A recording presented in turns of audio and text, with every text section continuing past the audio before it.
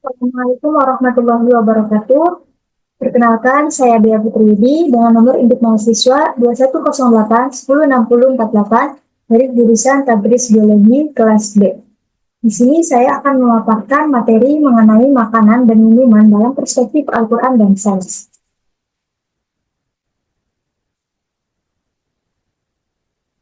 Makanan dan minuman itu merupakan kebutuhan pokok manusia dalam kehidupan sehari-hari untuk memenuhi kebutuhan energi, baik untuk memenuhi pertumbuhan maupun untuk energi. Adapun energi sangat diperlukan untuk bekerja, ibadah, berkarya, dan juga untuk melakukan kegiatan aktivitas lainnya. Dengan demikian, makanan dan minuman diperlukan tidak hanya untuk memenuhi kebutuhan fisik, tetapi juga spiritual. Perlu disyukuri bahwa Allah telah menyediakan sangat banyak ragam makanan di bumi ini. Begitu pentingnya makanan bagi manusia, sampai-sampai Allah banyak berfirman tentang makanan termasuk minuman di dalam Al-Quran. Hal yang demikian ini menunjukkan bahwa Islam mengatur agar manusia mengkonsumsi makanan yang baik, yakni yang menyehatkan dan tidak menimbulkan penyakit. Allah berfirman dalam Quran Surat Al-Baqarah ayat 172 yang berbunyi, A'udzubillahi minasyaitonirrajim, Bismillahirrahmanirrahim. Ya ayyuhalladzina amanu kulu min thayyibati ma razaqnakum washkuru lillahi in kuntum iyyahu ta'budun. Yang artinya, wahai orang-orang yang beriman, makanlah dari rezeki yang baik yang kami berikan kepada kamu dan bersyukurlah kepada Allah jika kamu hanya menyembah kepadanya. Quran Surat Al-Baqarah ayat 173. Dari ayat-ayat Al-Quran tersebut ditambah dengan ilmu pengetahuan bahwa makanan dan minuman ini memiliki peranan penting atau manfaat penting bagi manusia, diantaranya yaitu sebagai sumber energi, dan sebagai pertumbuhan, sebagai untuk kesehatan jiwa, dan juga untuk keturunan. Di mana makanan yang dicerna dalam usus dan dibakar oleh oksigen yang diserap oleh paru-paru menghasilkan panas atau energi untuk gerak dan kegiatan. Sedangkan makanan amat penting bagi anak-anak dan bayi atau janin dalam kandungan yang masih dalam proses pertumbuhan. Bagi orang dewasa, makanan penting untuk mengganti sel-sel yang mati atau rusak. Sedangkan makanan untuk kesehatan yaitu makanan yang baik dapat menjaga kesehatan dan membantu proses penyembuhan penyakit. Sebaliknya, makanan yang buruk akan mengakibatkan gangguan kesehatan, bahkan menimbulkan penyakit. Dan untuk kesehatan jiwa, di mana makanan yang halal dan sehat akan menjadikan jiwa tenang dan mudah bersyukur. Adapun makanan yang haram, baik zat maupun cara perolehannya akan berakibat buruk bagi jiwa maupun kehidupan spiritual seseorang. Selanjutnya itu ada keturunan. Baik buruknya makanan dapat pula berpengaruh pada keturunan. Ini karena makanan berpengaruh pada kualitas sperma dan sel telur orang tua. Makanan yang dikonsumsi oleh ibu hamil juga amat berpengaruh pada perkembangan dan kesehatan janin yang dikandungnya. Selanjutnya itu ada sumber makanan dan nilai gizi. Penyediaan sumber makanan oleh Allah bagi manusia amatlah mengagumkan. Lebih dari 6 miliar manusia sekarang, demikian juga manusia sebelumnya. Karunia persediaan makanan dari bumi ini tiada habis-habisnya. Sumber makanan terutama berasal dari tanah berupa tanaman-tanaman, kemudian didukung oleh keberadaan air dan sinar matahari melalui proses fotosintesis. Nah, dari tumbuh-tumbuhan, Allah itu menciptakan biji-bijian, sayur-sayuran, dan buah-buahan sebagai makanan bagi manusia. Allah Subhanahu wa Ta'ala berfirman dalam surat An-Nahl ayat 11 yang berbunyi, A'udzubillahi minasyaitonirrajim, Bismillahirrahmanirrahim. Yumbitu lakum bihi zara wa zaituna wan nakhila wal a'naba wa min kulli thamarat.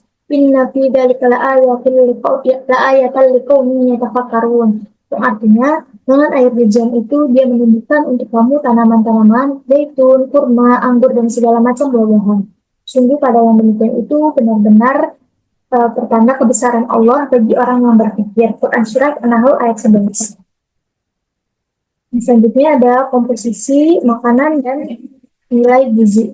Yang pertama yaitu ada air, di mana bahan makanan seperti buah-buahan, kemudian sayur-sayuran, biji-bijian mengandung air dalam jumlah lebih dari 70%. Kandungan air itu penting bagi manusia karena kita memerlukan air dalam kehidupan sehari-hari. Nah, reaksi-reaksi dunia dalam tubuh kita hanya dapat berjalan dengan baik apabila ada air. Riset modern juga menunjukkan bahwa semua organisme terdiri dari 50-90% air. Nah, riset modern juga menunjukkan bahwa semua organisme terdiri dari tubuh pria dewasa itu mengandung antara 50-70% air, sedangkan wanita dewasa antara 45-65%. Nah, kadar air di setiap manusia itu berbeda tergantung pada jumlah lemak dalam tubuh. Komposisi yang kedua yaitu ada karbohidrat. Nah, mana senyawa karbohidrat yang kita kenal sehari-hari itu ya merupakan roti dan gula. Ya, semua senyawa karbohidrat di atas itu merupakan sumber energi bagi manusia. Karbohidrat diubah dalam tubuh manusia menjadi air, karbon dioksida atau CO2 dan energi.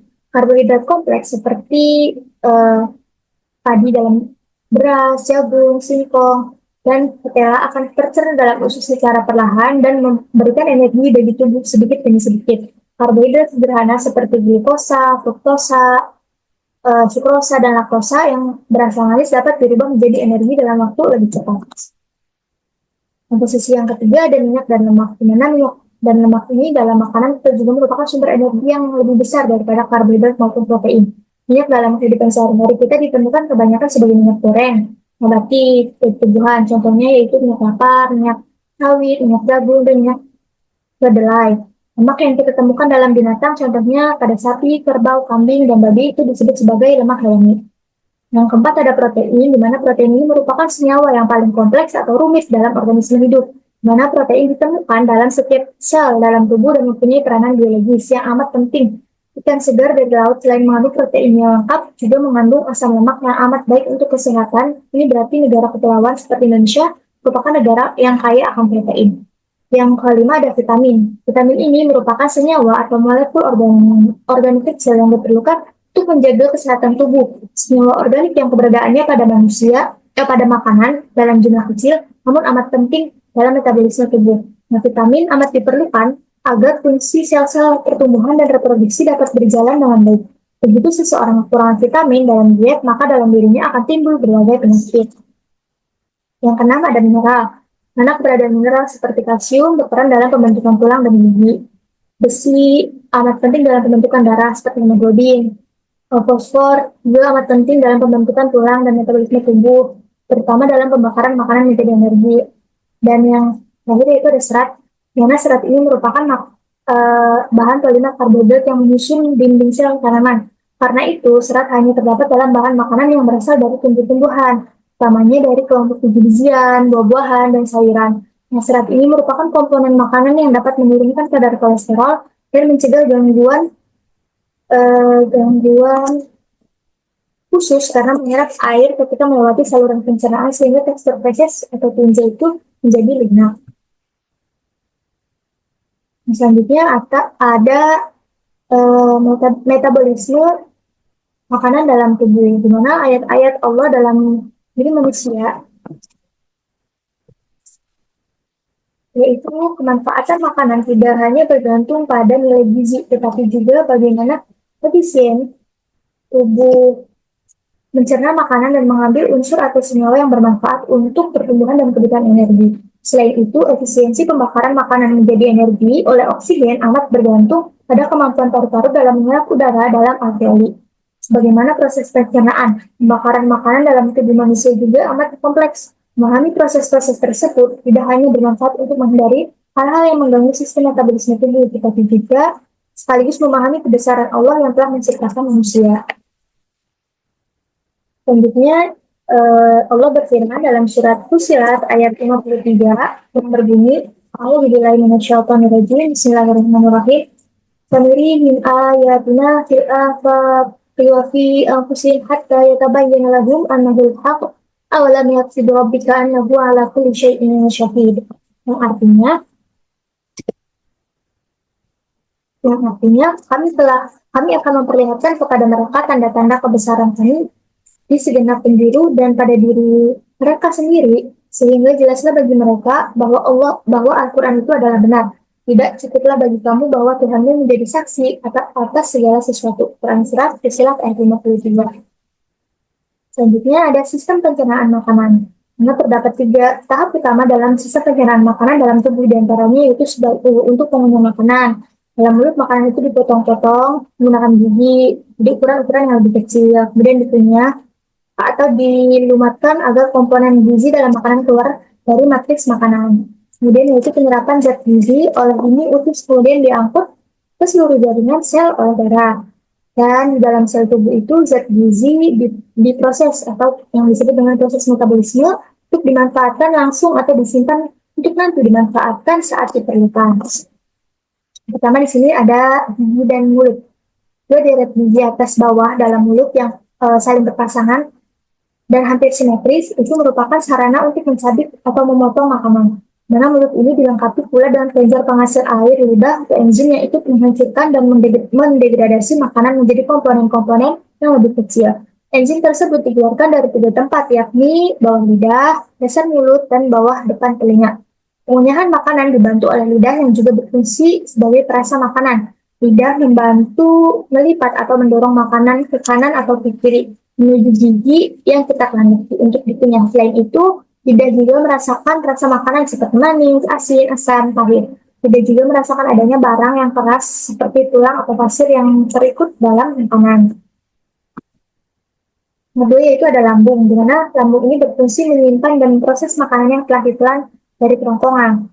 Lambung yang bersambung dengan usus 12 jari dilengkapi dengan lapisan mukosa yang berisi kelenjar-kelenjar yang mengeluarkan lendir, asam klorida, HCl encer, dan enzim pepsin dari pankreas. Pepsin merubah protein menjadi molekul sederhana dengan gerakan atau kontraksi tertentu dari lambung dan pencampuran dengan enzim atau hormon. Maka makanan menjadi halus, menjadi cair, dan sangat asam. Yang selanjutnya ada usus halus. Makanan yang telah berupa cair didorong menuju duodenum. Bagian pertama usus halus, kemudian usus halus dan usus 12 jari, panjangnya 5-10 meter. Bergulung-gulung coil, sedangkan usus 12 jari sekitar 25 cm. Dinding usus halus yang berotot memutar makanan dengan gerakan maju mundur atau disebut peristaltik sambil mencampurnya dengan enzim. Selanjutnya ada usus besar, di mana usus besar ini kelanjutan dari usus halus, panjangnya sekitar 1-5 meter. Berbeda dengan usus halus, dinding usus besar tidak mengeluarkan enzim, melainkan mengeluarkan banyak lendir. Ia ini berfungsi melumasi dinding usus, serta membentuk massa dari sisa makanan. Kontraksi dan gerakan peristaltik secara pelan-pelan mencampur sisa makanan dan mendorong ke ujung usus besar.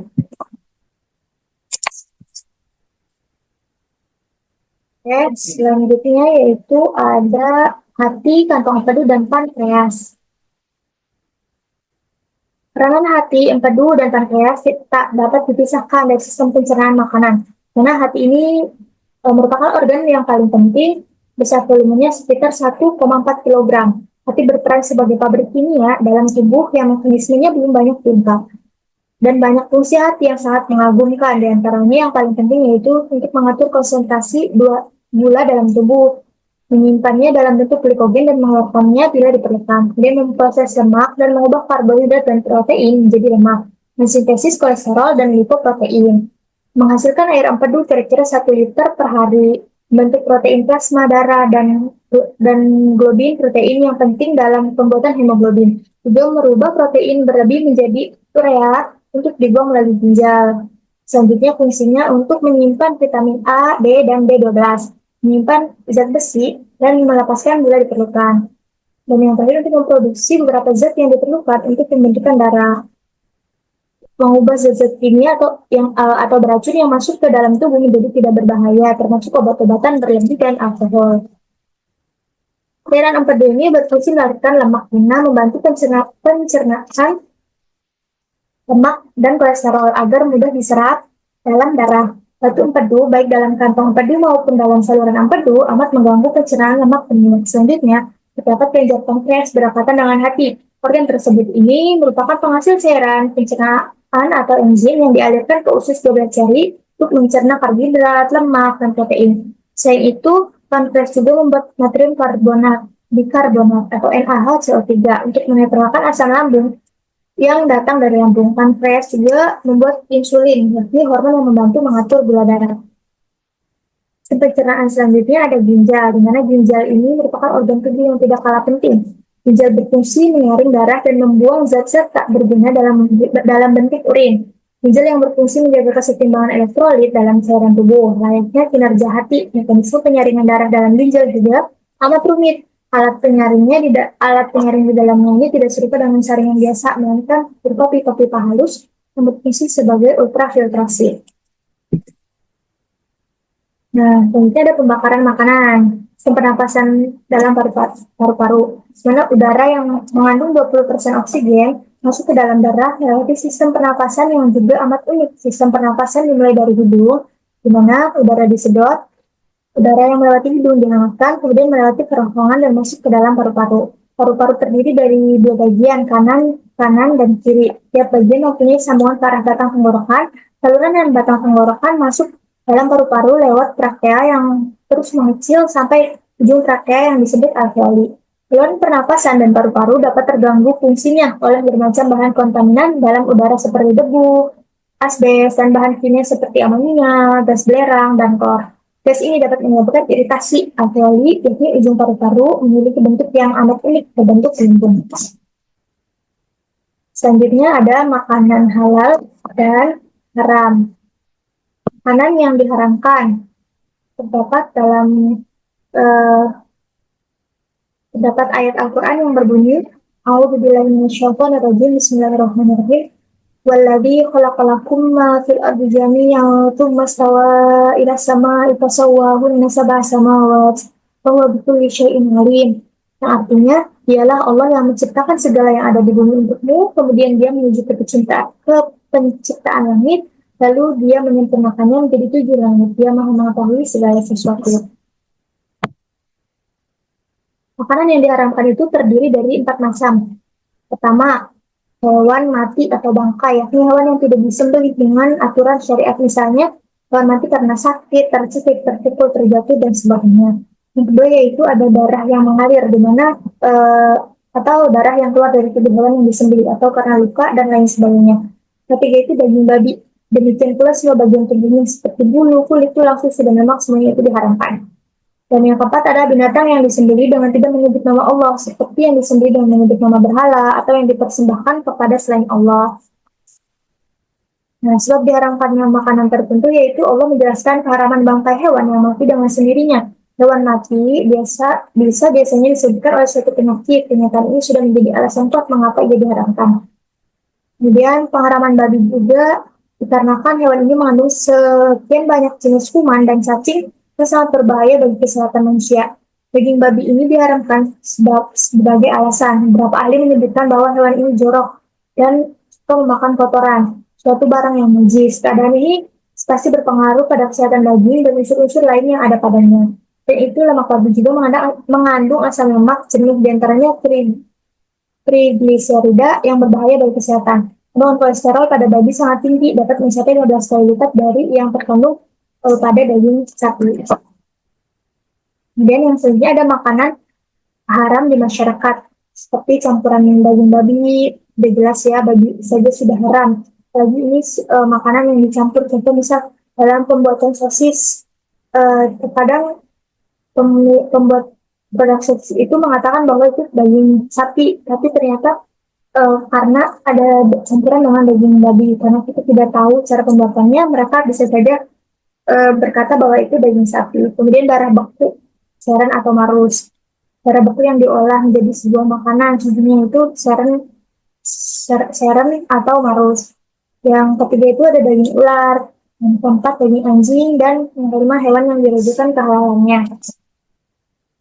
Selanjutnya ada minuman yang diharamkan, seperti alkohol. Nah, alkohol yang dikenal sebagai minuman keras sesungguhnya merupakan etanol, yang mempunyai rumus molekul C2H5OH.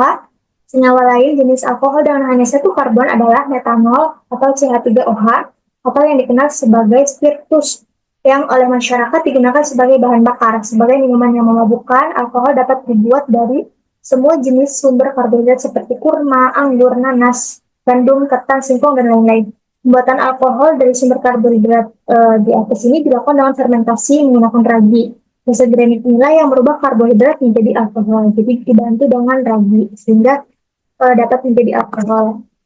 Minuman yang diharamkan atau alkohol. Berikut ayat Al-Quran yang menjelaskan baik buruknya alkohol, yaitu surat Al-Baqarah ayat 219 yang berbunyi A'udzubillahi minasyaitonirrajim. Bismillahirrahmanirrahim.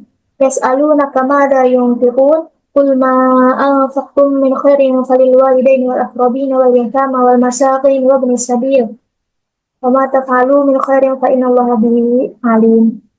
Artinya mereka menanyakan kepadamu Muhammad tentang khamr dan judi. Katakanlah pada keduanya terdapat dosa besar dan beberapa manfaat bagi manusia. Tapi dosa lebih besar daripada manfaatnya dan mereka menanyakan kepadamu tentang apa yang harus mereka infakkan. Katakanlah kelebihan dari apa yang diperlukan, karena Allah menerangkan ayat-ayatnya kepadamu agar kamu memikirkannya.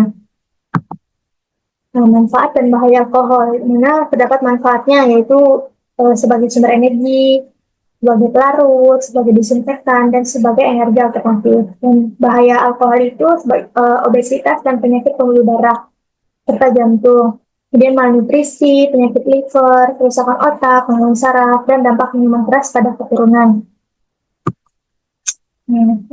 Selanjutnya ada sertifikasi halal, di mana pentingnya sertifikat halal ini untuk menandai bahwa suatu makanan itu sudah dikatakan halal, mulai dari cara pembuatannya ataupun bahan yang digunakan, cara pengolahan, dan lain sebagainya. Karena pentingnya sertifikasi halal ini dipicu oleh istilah makbabi yang dilontarkan oleh Dr. Insinyur Tri Susanto, almarhum, seorang pakar teknologi pangan Universitas Brawijaya pada tahun 1987. Isu ini ia lontarkan berdasarkan pengamatan lapangan atas ingredient yang tertera dalam label produk, di mana ingredient atau bahan makanan tambahan food additive tersebut berikan kehalalannya karena mungkin saja dibuat dari lemak babi.